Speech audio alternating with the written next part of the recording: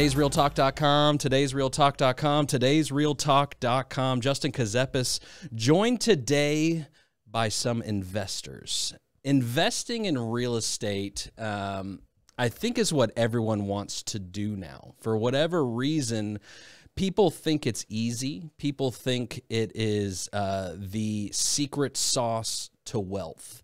And that's true to an extent, but it's only true when you've got the proper relationships and partners to help simplify and make things easier for you.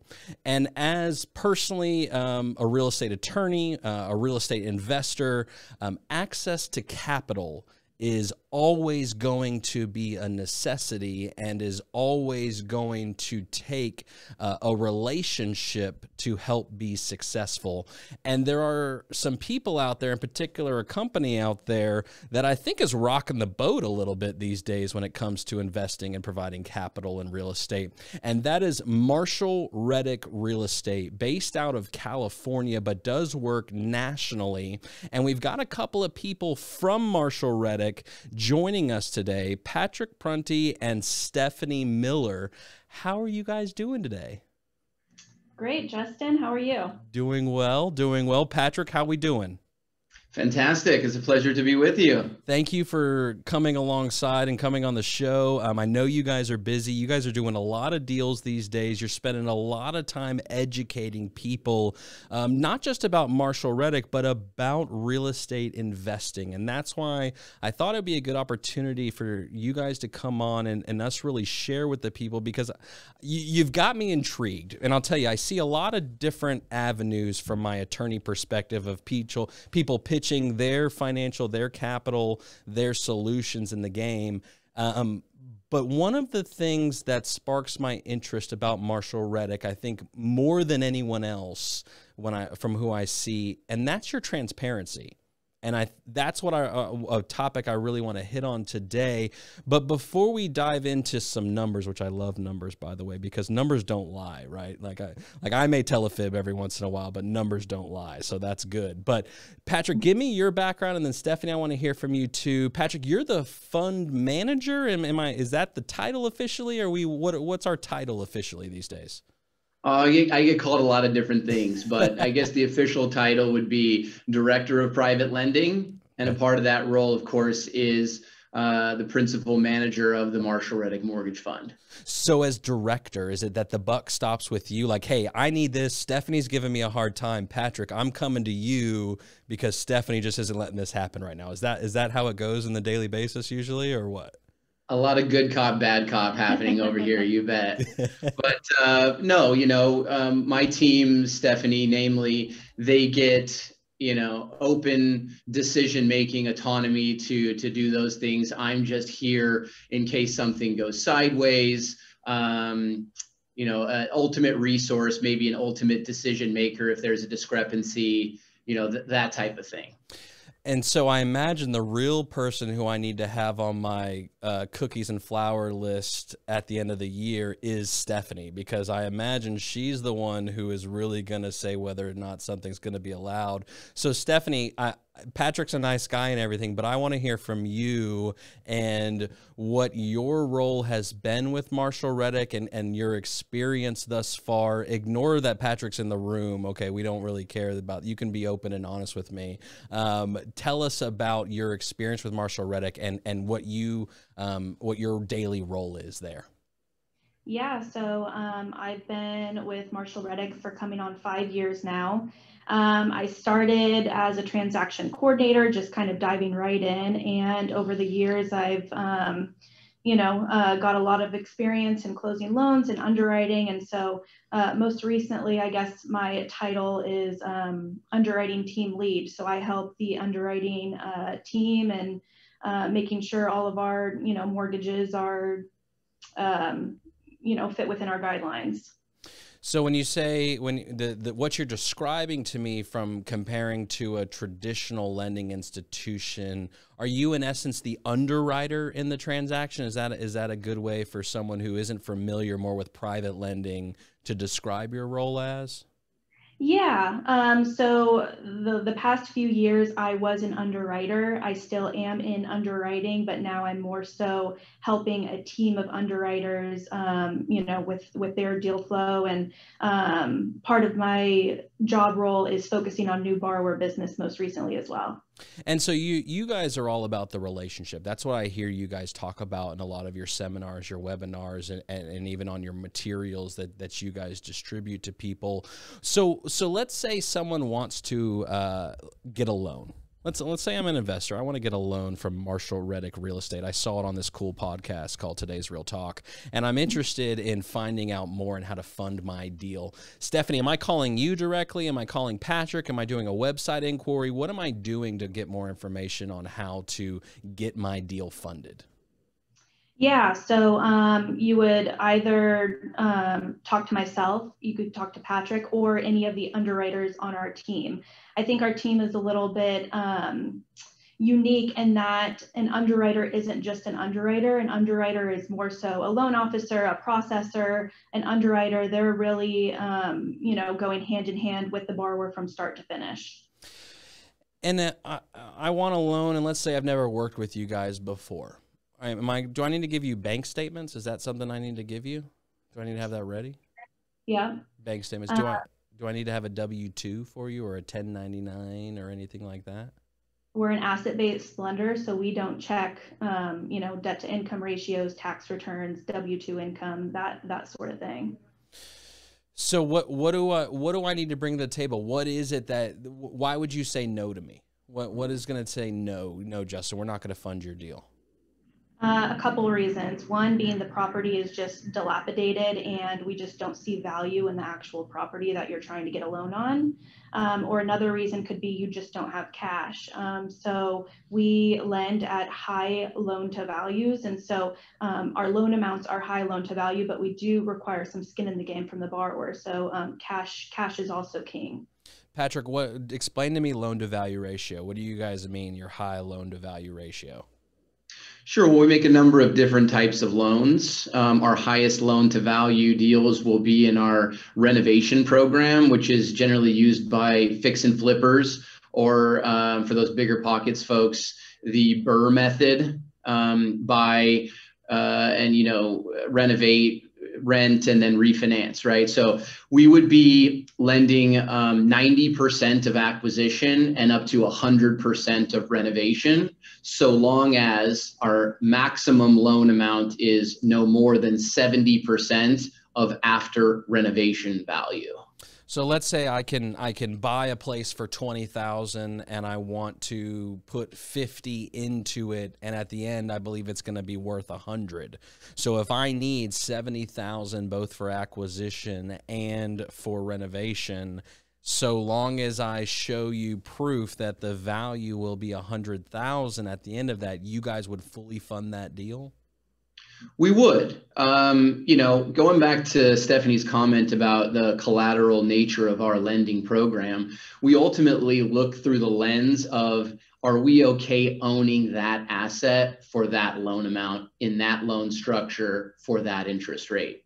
And if we're not, that's one of the reasons we would say no. So in your specific example, unlikely that we're going to lend against a $20,000 acquisition, right? Unlikely, because we're unlikely going to want to own that asset, which would be our worst case scenario in the event of borrower default. So in your experience then, is there a minimum threshold almost? That's what it almost sounds like, that there's a minimum value that you're looking for? We certainly have guidelines, and guidelines are there to keep us, focused, but we break the guidelines all the time for the right deal, for the right borrower. You mentioned relationship. Certainly every deal that you do with us gets a little bit easier. And sir, we have a minimum loan amount that's generally $35,000, $50,000 in some instances. We don't necessarily like to see a purchase price lower than the total amount of rehab, which was in your example of a 20,000 acquisition and a 50 renovation. But your numbers were exactly correct. At the end of the day, I would reverse those numbers for the example. So if it was 100,000 ARV, 50K acquisition, and 20K renovation, that would be perfect and right in our wheelhouse. Okay. Okay. So I gotta find not such a dilapidated property. I need to step my game up a little bit for you guys to get it to be an asset you're interested in. Yes and no, right? It all comes with experience, Sure. right? So again, the first deal, the first 1, 2, or 3 that any borrower comes to us with, we're going to look a little bit closer. We're going to examine in our underwriting process your prior history, your experience, what kind of transactions are coming in and out of that bank account that you show us that statement for. We're going to have an interview process with you on the telephone and see if you can talk the talk and the lingo. And at the end of the day, we're not going to beat around the bush, right? We're going to formulate our opinion of after renovation value and present the borrower with a loan structure that we're comfortable with, that fits our guidelines. And then you get to say yes or no. If it's no, you haven't paid us anything. Our fees are all charged on the back end like a commission, like a real estate commission or any other lender would. And if you say yes to us, great. Then we'll engage. We'll take care of escrow, insurance, title, you name it, and we'll walk you right to the finish line. You mentioned an interview process, and so Stephanie, let's help someone who isn't an expert real estate investor, an expert fix and flipper, someone who's just starting off in the game. What are those key words and that lingo that you guys really look for? And I'm not trying to give somebody the cheat sheet. That's not what I mean. But from a perspective of knowing the colloquial terms, what is it that you guys look for? I wouldn't even necessarily call it a lingo per se. I would just say, I describe it more in them having all of their ducks in a row, right? Do they have a contractor if they're fixing up the property that they've communicated with and that they have lined up? Do they, have a real estate agent involved? Do they have all of these, do they have they done research? If they are, just calling and, they're the weekend warrior, like we like to call it, and they're, watching HGTV on the weekends and they've done no research and just said, say Monday morning, I want to go flip a property. Well, we're probably not going to lend to you. If you're a first timer, like Patrick mentioned, we're, definitely lend to you, but, have some research done, and contractors and real estate agents and things of that sort, comps pulled for a property that you found, research. Yeah, absolutely. Knowing that most of these loans, and you guys know which ones do require some type of rehab.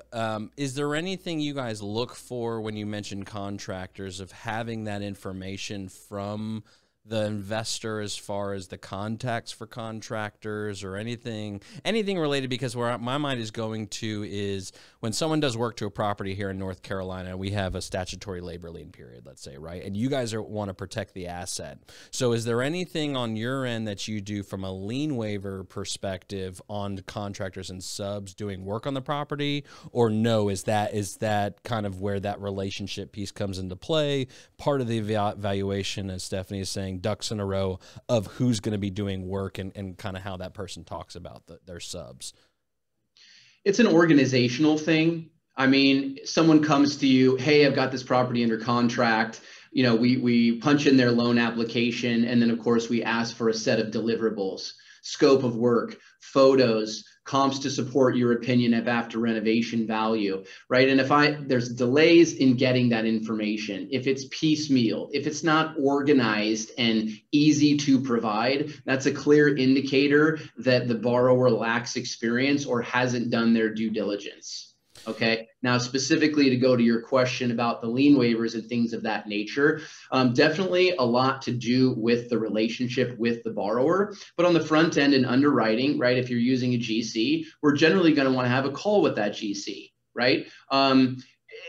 Not all GCs speak the same language, right? And we're not going to do it behind your back. It's going to be, look, borrower, GC, underwriter. This is going to be a 5 to 10 minute conversation. Again, do they talk the language? Are they familiar with the project? Have they even heard of the project, or has the borrower not spoken to them about it?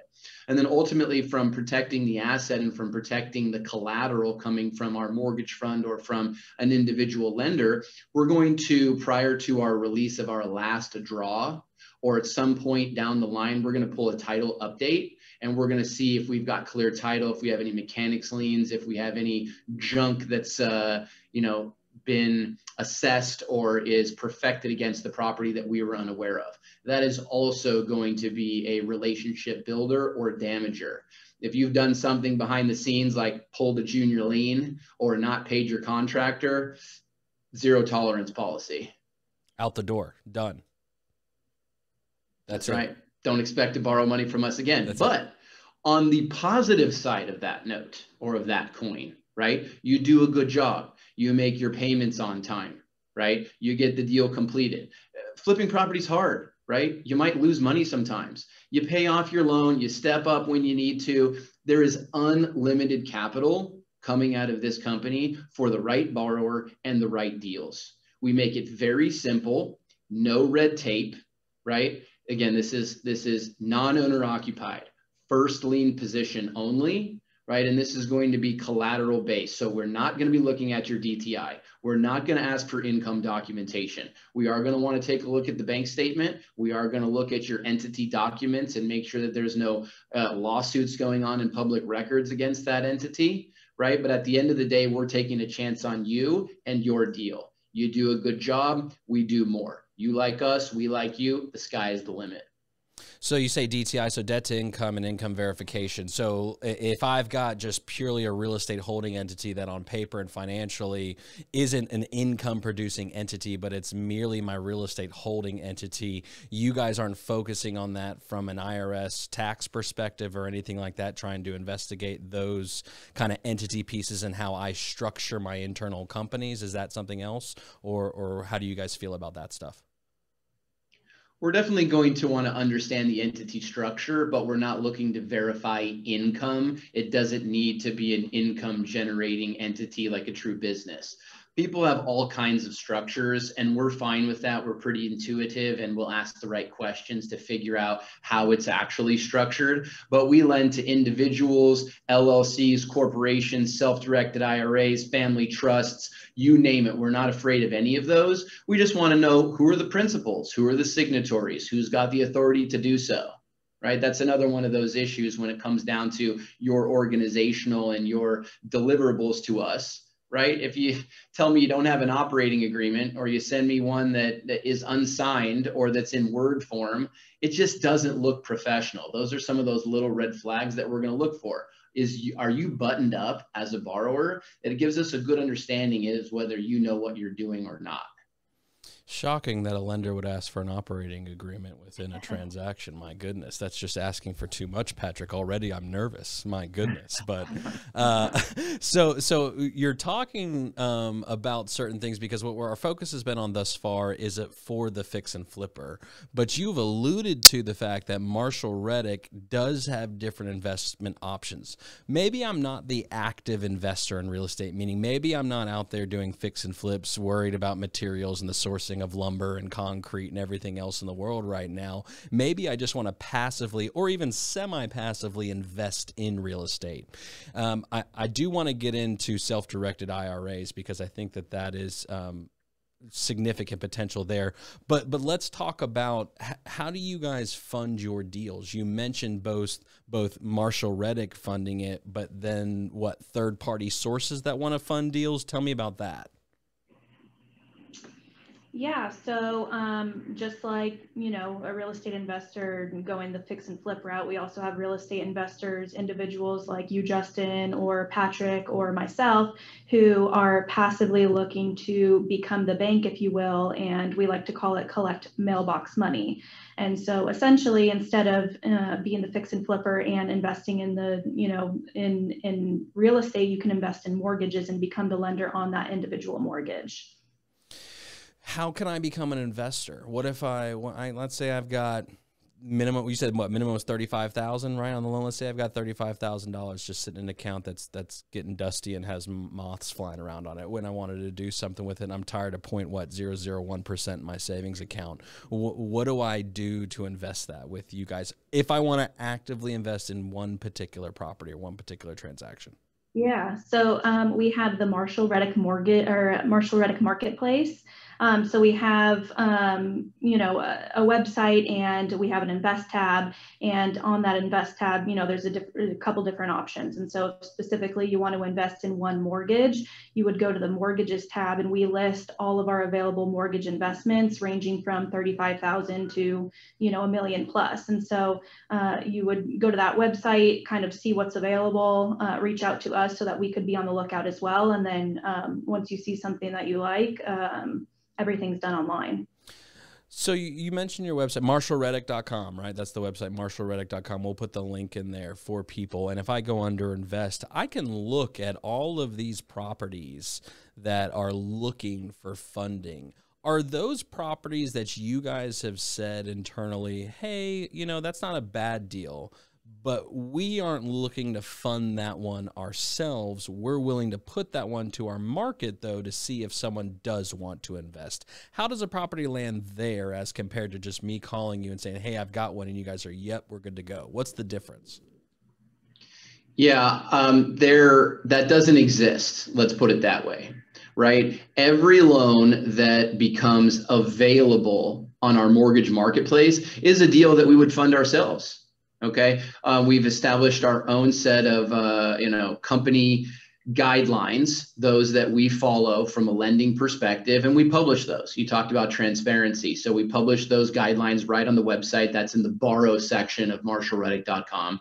But ultimately, we take the borrower's loan application, we run it through underwriting, right? We formulate our opinions of value and our loan structure, again, based on those guidelines, and then we publish it available. And on that marketplace is where our individual or our direct lenders go to shop deals that make sense for them. But that's also where our Marshall Reddick Mortgage Fund, our syndication that we haven't gotten into, goes to fund those deals.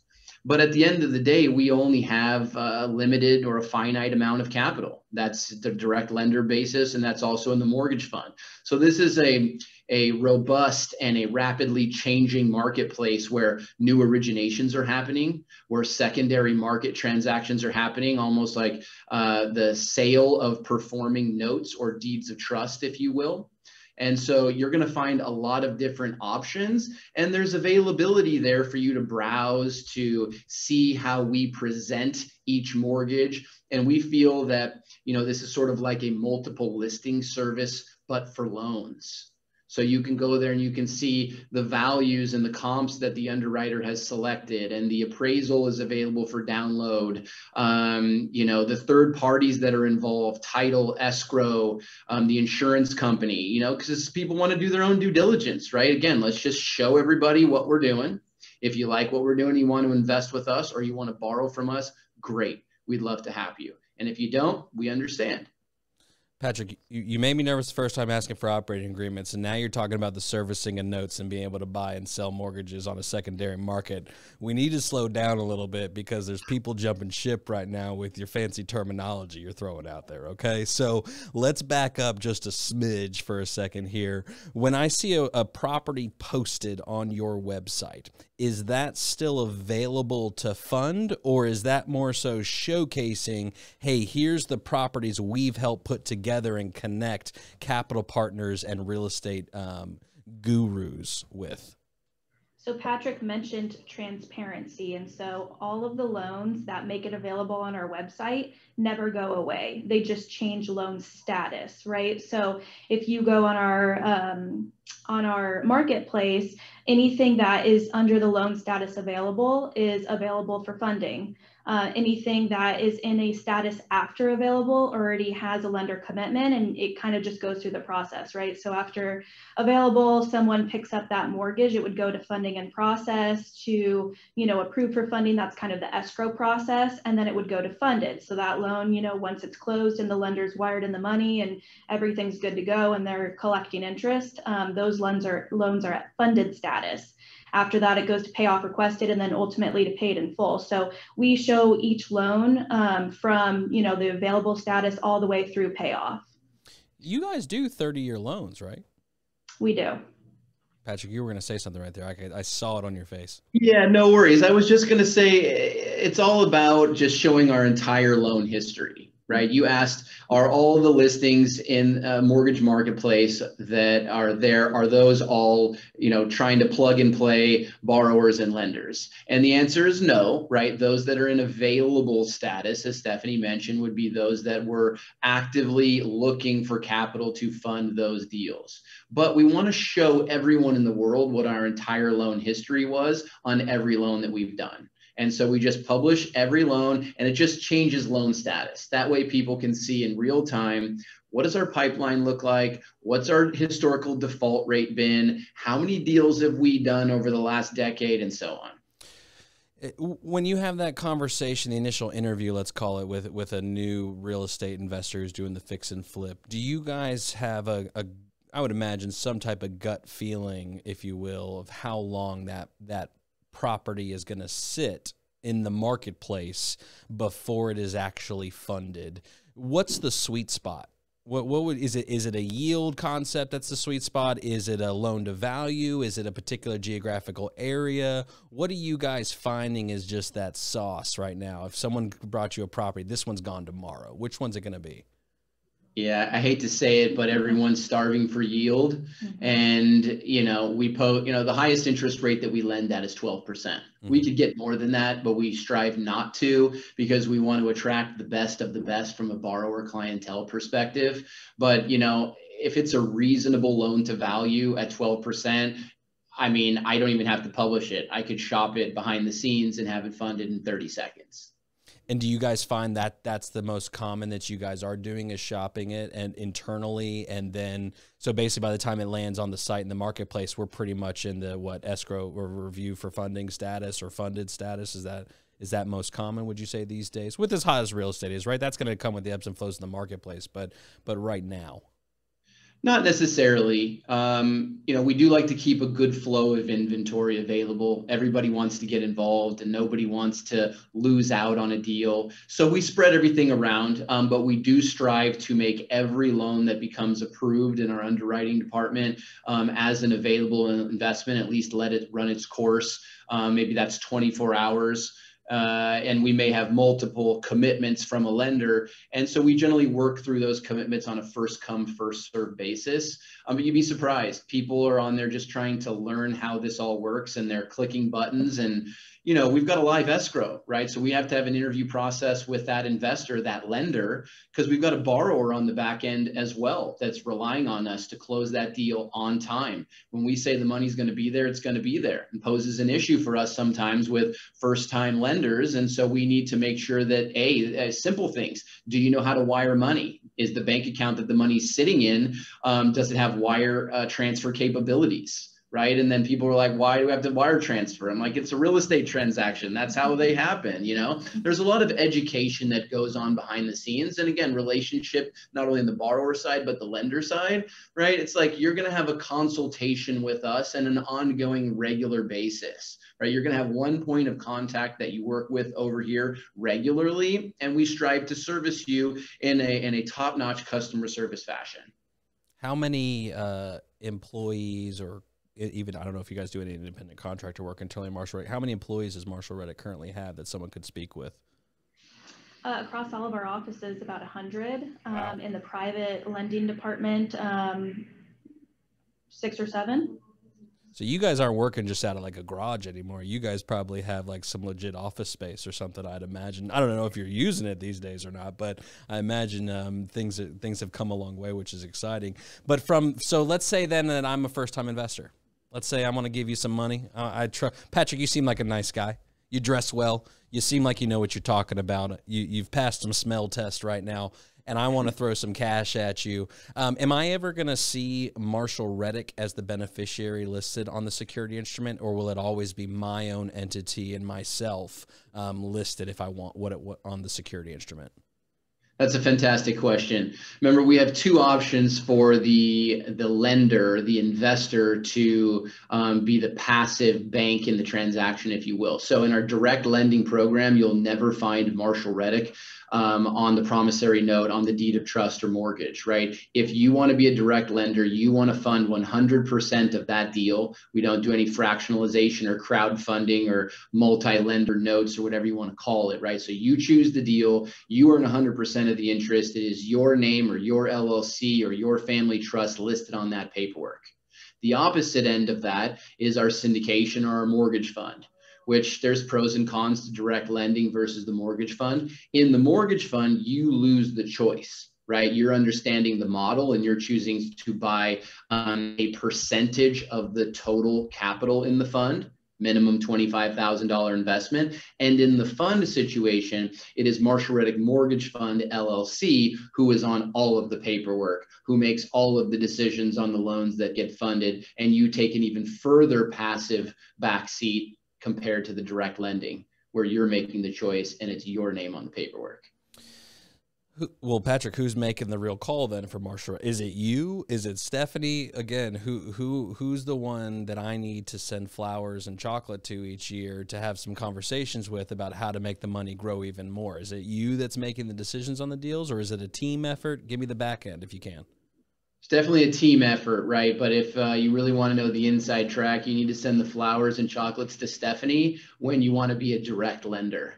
She has the pulse on the underwriting team and the deals that are working their way through the pipeline, right? At the end of the day, I'm the chooser, the decision maker when it comes to the loans and the assets that are selected by Marshall Reddick Mortgage Fund.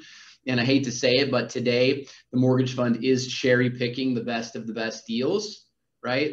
It's the wave of the future. It's the scalability for our business. But that doesn't mean that those that the mortgage fund doesn't take are bad deals. And that's a very key point to make here.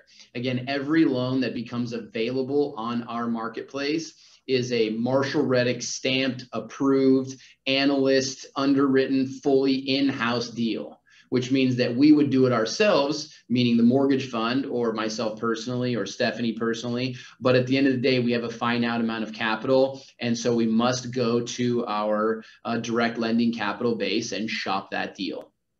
Stephanie, how did you get your start in real estate? Straight out of college. And what was it? What did you do? What was it that you said, man, real estate is it? I'm going for it. What was it? To be honest, Marshall Reddick. Straight from college to Marshall Reddick. I started with Marshall Reddick and fell in love with real estate and just kind of hit the ground running. Now, has Patrick always been your supervisor at Marshall Reddick as well, or so he taught? Did he teach you? You can give him some credit. Don't give him a lot of credit, but did he teach you everything, or what? I can give Patrick a lot of credit. Yeah. Patrick, how about you? What was your start in real estate? When did you catch the bug, and how's that come about?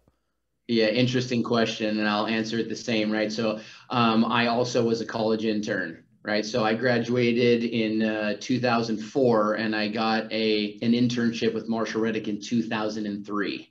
So 18 years, and I've just eyes open to all different types of investing. And so Stephanie and I are very, very lucky, right? We get to underwrite people's deals for a living. We get to mix and match investors with borrowers. We get access on the inside track due to our connections and our relationships with Marshall Reddick all over the country. And so it really is a dream job. I love what I do. I think Stephanie feels the same. I'll let her speak to that. But at the end of the day, it's our goal to, help other people see the same types of opportunities that we've had on the inside track. Is there any particular, I want to get into the concept of still funding in individual investors, but the source of capital from the actual loan investor. You mentioned IRA funds.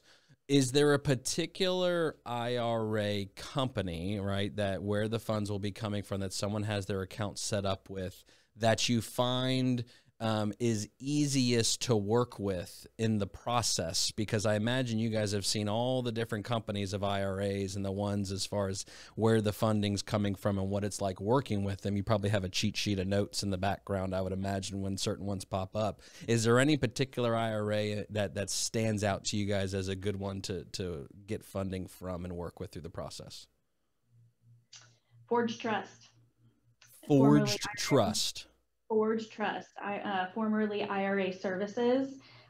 They're a self-directed IRA custodian, and they're great to work with. And we work with a couple others. Equity Trust is good as well, but it really, the relationship matters, and we have relationships with people within those companies that really make the difference. I won't ask you for a particular name, but you can either just smile or just say yes. Is there a list you guys have that when you see the name, everyone starts sweating a little bit and tries to pass the file off to somebody else? Does that exist internally? It does. Okay, that's what I thought. And that's Can fair. we use the name? It's up to you. I mean, hey, it's your call. If you're an IRA investor and looking to set up your self-directed IRA, do yourself a favor and don't sign up with Millennium Trust. Mm-hmm. Okay, Millennium Trust is the one who. Okay, all right. Well, hey, I believe you guys. I'm not going to say I don't believe you. I just, hey.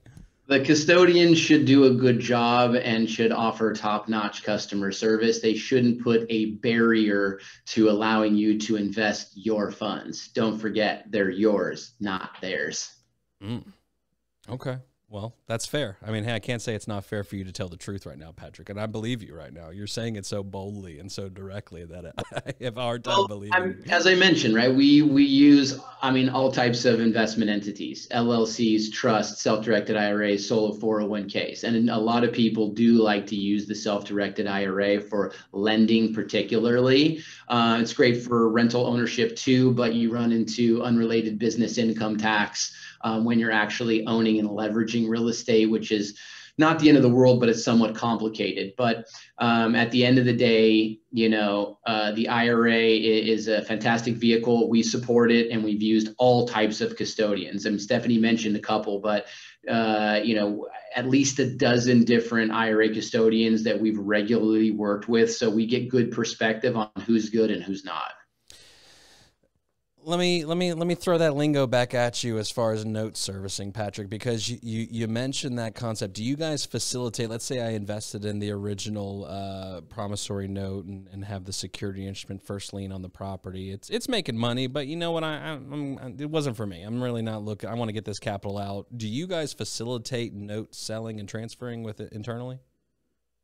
We do. Yeah, that same marketplace where all of our originations occur, what we call buy-a-loan transactions are available. So, think about how a conventional lender originates a loan and dumps it to Fannie Mae. We don't necessarily do it that quick. And we don't advise that, any of our direct lenders fund loans with the idea of, hey, I'm going to sell this in 6 months or in 6 years, depending on the loan term. But things happen, right? Financial emergencies, family, medical emergencies, you never know. So anybody who lends money with us knows that at the end of the day, if you do need to exit, you can always come back to us. And, we offer a fiduciary responsibility there. Whereas generally those people who are buying notes in that space, those people are they're like the J.G. Wentworths that are trying to offer you 50 cents on the dollar and don't have a fiduciary responsibility or a desire to help you sell at par or get the most back out of that note that you're selling. So that's another value add that we can offer, is that if you do need to sell, we obviously have access to the buyers, right? And they're not necessarily institutional buyers who have to buy at such steep discounts and therefore help you get as much of the cash back out of that sale as possible. Do you see most of the time that in the note selling side, there is a loss or for the original investor, or is there a game to be had in just originating and then selling the notes? The direct lender can't make money by originating and selling the notes. That they would have to do so by selling at a premium, and that's not necessarily going to happen. And that's a function of very, very low interest rates. Now, we've never actually seen a loss of principal in a note sale either. We do often see a discount on the remaining principal balance. But when you're selling at a discount, you're simply just giving up some of the interest that you've earned over the term that you have been the lender. So for example, if you originate a 5-year loan with us and you've got the first lien and you've got that family emergency or you need the cash for something else, right? Well, you've earned however many years of interest thus far. So when you go to sell and your remaining principal balance is 100, and then you end up selling at 98,000, so a $2,000 discount, you're just giving up $2,000 of interest that you've earned, but you're by no means losing principal. Stephanie, I'm confused at this point as to if I'm going to invest in real estate and want to invest in a note, who are you guys competing against? Because I'm not aware, and I'm not in the know like you guys are. You know your competitors more than I do. I would imagine you guys wouldn't be good at what you did if you didn't know the answer to this. Why would somebody not choose you guys? I'm just out of curiosity, if we can get honest about it. What is it? What is the reason why someone's not a good fit for you to invest in notes and fund deals? I think going back to what Patrick mentioned, trying to purchase, notes on pennies on the dollar. We don't necessarily offer, opportunities to, take over a non-performing note and you potentially, turn it around and make a killing. We primarily offer just safe and sound, performing loans where you're going to make a decent amount of interest, but you're not necessarily going to, double your money. So you guys aren't one of these subprime servicers, as I believe the lingo is back in the great fall that was, and you guys aren't looking to scam anyone. Is that an accurate assessment of what I'm hearing? Okay. All right. Well, so if I'm not looking to scam. Long-term outlook, Justin, we got to make sure that everybody loves us, and they love us because of excellent customer service and deal flow. Yeah.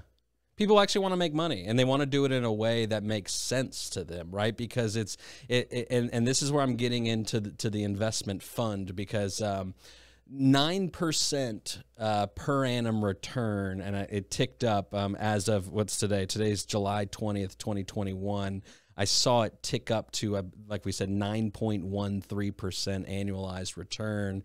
Paid out, if I did the math right on it, it was what, like 2.38% on the quarter? Is that what the payout was on the last dividend? Something Correct. like that? Okay. Why only 9%? Why don't you want 12%? Why don't you want 15% on the annualized return? What's going on with 9%? That's my only beef right now. Oh, come on. 9% for this kind of safety is an amazing return. Yeah, it's hard to beat 50-60% loan to value ratio. I'll give you that on keeping it safe. But I mean, hey, if people will pay 12%, why not let them pay 12%, I guess, Sure. And we certainly do. We have a good range. We do make longer term loans, as you mentioned, up to a 30-year fixed. A lot of those borrowers are self-directed retirement accounts looking for non-recourse loans. And so those are at much lower interest rates. So our real range from the interest rate perspective is going to be from 5% up to 12%. And so the mortgage fund holds a really diverse mix of those short and long-term loans. Okay. And also understand that the mortgage fund, in order to be able to hit that 9%, also earns the origination fees that are generated out of each loan. So at the end of the day, the fund, again, earns origination fees and interest. And then, of course, it pays its expenses, right? But it has no employees and very little overhead. So Marshall Reddick manage the affairs. And so the biggest expense to the fund is a management fee, pretty standard in this type of structure. So at the end of the day, we're distributing that 9% based on interest rates earned of 5 to 12%. We really don't, as a debt fund, have the ability to get much higher than, say, 10% when lending at a maximum of 12%. Does that make sense? It makes sense. So is the origination then rolled into that annualized percentage? Is that what you're saying, the origination fund?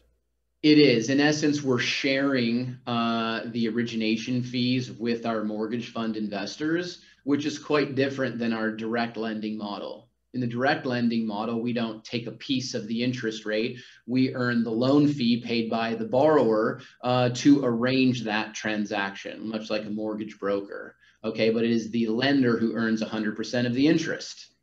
Whereas then again, in the mortgage fund, the fund earns every day interest and loan fees. pays its bills, and then waterfalls the remaining profit in a percentage pro rata basis across hundreds of different capital partners that are investors in that fund. And as cool, calm, and collected as you are right now, Patrick, I have a feeling you're a pretty smart guy and you do a lot of numbers behind the scenes. Is the origination fee, in essence, the number calculated based on a number of originations to cover the management fee of the fund? Is that kind of the basis of how you guys come up with the number, or how does the origination fee fluctuate, if at all? The origination fee, we try not to fluctuate at all. The only exception to that origination fee, by the way, it is a 2% fee, or 2 points, which is percentage of the loan amount. But we do make exceptions for well-qualified, well-experienced borrowers with whom we have a relationship. So we will definitely lower that for the right party, but we strive for 2%, right? That's a standard number. Again, you could get more, right? The weekend warrior will borrow at 3, 4, 5 points and 18% interest. That is not the borrower who we want to lend to. Instead, we keep very, very tight margins, loan fee and interest included, to attract the best of the best talent and make these deals as safe as possible for everyone. Stephanie, do you do anything with the fund as well, or is it just particularly Patrick and the other part of the team, and you handle kind of the individual deal transaction investments? Yeah, I usually handle the individual transactions, but I'm involved in the fund, sending Patrick, potential deals that the fund should take on. And then, of course, outside of that, I am a fund investor along with Patrick. So I guess I'm involved in that aspect as well. Well, and don't think I missed that point you guys told me before the show about that you guys also invest in your own fund, in essence. And I see that as an indication that you actually believe in the fund, which isn't a negative thing at all. If you're willing to invest in the fund of your company, willingly, right? Because I'm assuming it's not a requirement of like a vested stock option of being an employee, though there may be some benefits there, but you're choosing, I assume, to invest in your own fund. Do you guys invest in the stock market as well? Do you have a diverse portfolio, as they say, or tell me what else is the secret sauce besides Marshall Reddick? Or do you believe so much in Marshall Reddick that is your main investment fund personally? I invest in stocks. Obviously, my 401k is in stocks. I'm a direct lender, and then I also, am a fund investor as well. So heavily involved in Marshall Reddick, and I believe that you should practice what you preach. But I also do, stock market and other investments as well. Patrick, same question to you. Yeah, diversification, obviously, for any investor and their long-term outlook is extremely key. Right. So I can't figure out the stock market, though. It really is not something tangible to me. I feel like the big guys, the inside players, are sort of like running it up and then profiting after the sell-off by buying in. I mean, who knows? Whereas real estate, whether that be direct ownership, buy and hold, fix and flip, wholesaling, or on the lending side as, being a passive direct lender or mortgage fund investor, that's much more tangible to me. So while I do have some stocks, bonds, mutual funds, that represents a lot lower portion of my overall holdings. I have a significant number of rental properties. I truly believe in the buy and hold, but I also actively lend directly one-to-one mortgages right on our own marketplace. And then, as Stephanie mentioned, we both have a significant position in our mortgage fund. And it adds so much credibility. Right? Anytime you get on the phone with an investor and it's like, well, what are you doing with your money? Like, imagine talking to your financial advisor and they want you to invest in this stock so badly. And well, do you invest in that? And if they don't say yes, then I better just find a new financial advisor. You know what I mean? Yeah. So there are other things, but we get to see the inside track. And I think that from a safety and a yield perspective, we offer some really good values. A side note question here, do you actively manage your own rental properties as well, or do you have a property management company take care of that for you? I wouldn't be a buy and hold investor if I had to manage them myself. Well, I'd have pulled out my hair with tenants and toilets and vacancy and maintenance. Of course, I have a property manager. Ridiculous not to. well, and I just see the numbers, changing a little bit based on the questions I'm asking, but that's okay. I'm just asking it to build the relationship here. So, let me ask one more for you guys, and then I'll let you go because I know you're busy out there on the Is West Coast still doing deals these days, or what? What's the deal? Are you guys open and for business, or how are we feeling this week?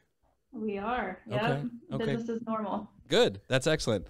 And I asked that because of geography. And you guys have a lot of transactions that seem to be funded on the East Coast. Is there a particular reason for that? And what are you guys analyzing when deciding on geographical areas? It's where we have a footprint. So we have a footprint in a lot of the different markets that we lend in, specifically, that are on the West or East Coast. We do lend on the West Coast as well, but it's really important that we have a footprint where we lend. From a footprint perspective, we're talking about relationships, brokers, property managers, contractors, attorneys, people that we need in the event of catastrophe, or that phone call that's not like I need to Google a property manager and find someone to go secure this asset. I mean, there's a number of different things. So we also think of it from a foreclosure perspective. Keep that in mind, right? We stay out of markets with adverse or lengthy or expensive foreclosure processes. Right? Because I've heard some horror stories. Like, you're never going to find us lending money in New York. But as long as we've got a good footprint there, we've got good relationships there, good borrowers there, then that's where we want to be. It's not necessarily a function of that's an amazing economic market, and we do love the West Coast, right? Don't get us wrong there. I find that it's really, really, really competitive in California, right? On top of the fact that it's really, really, really expensive. So the margins are so thin and the risk is so great because the loan amounts are so high, and therefore the interest tact can just eat you up so fast. So is it really worth it from the borrower's perspective to take on $1 million loan at the end of the day to earn 50 grand? A lot of times it's not, where you could make that same 50 grand as a fix and flipper in North Carolina on a $250,000 loan. So, there's a lot of factors that go into where we lend and why we lend there. I see on the website, it looks like Florida being number 1, Tennessee being number 2, if I have that correct off the top of my head. And then is it North Carolina number 3 or Chicago or Illinois number 3? Why Florida? What's going on in Florida that I don't know about? I know everybody's moving there right now, but what else is going on?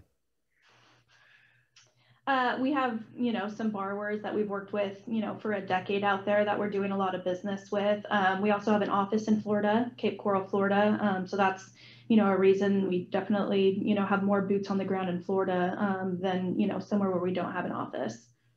The same goes for Tennessee, right? We haven't spoken about that, but we obviously an office here in California. We have 2 in Texas. We have an office in Tennessee outside of Nashville, and then we've got the office in Cape Coral. So those are going to be more of our strongholds, just because we have our own Marshall Reddick independent contractor realtors that are running around waving the Marshall Reddick flag. And as any, true real estate agent that's out there pounding the pavement, earning commissions, anytime that they've got an investor deal, right, that can't go conventional lending, they've got unlimited capital behind them in a private lending department that they can call on. What a value add resource for that real estate agent to be able to make a phone call to Stephanie, and in 7 to 10 days, boom, we've got a viable deal.